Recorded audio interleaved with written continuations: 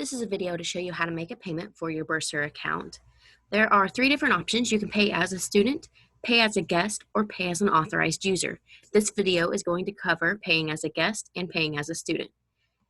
When you select paying on your Bursar account, it'll give you the various options that you have to make your payment. There's web check, credit card, parent, guest, online payment. This is where the guest and the authorized users can go for their link to make payments, cash payments, and check payments. If you're making check payments, you can write the check to OSUIT and mail it to the address listed here.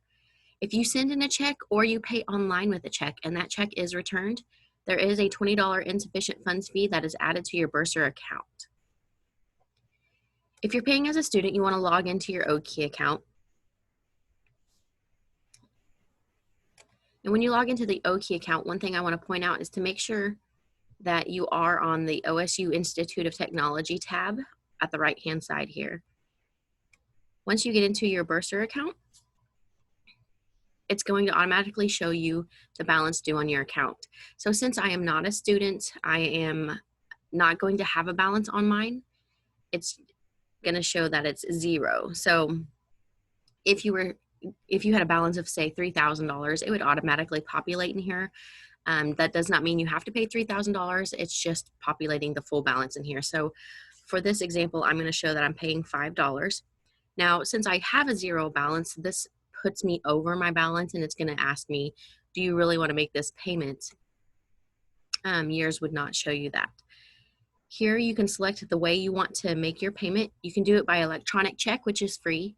Credit card, it charges 2.85% or $3, whichever one is greater. That is charged by PayPath, not OSUIT. It's a third-party company, and they charge that, and we pass that on to you. Once you select your payment, you select Continue, and it'll process the transaction.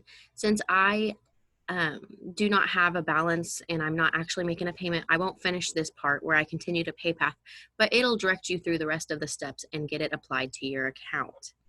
Now, there is a way that you can add a payment that will automatically pre-fill for you.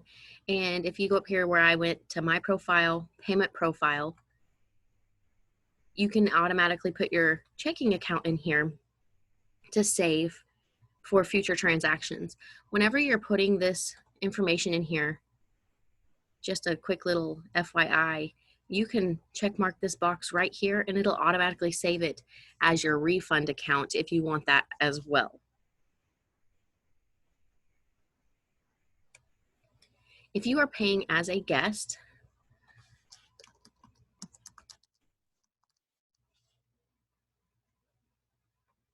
you can go back to the Bursar page, and you will see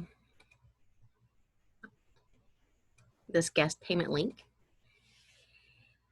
You'll put in the student's ID and their date of birth, and it's not going to give you any information on that student.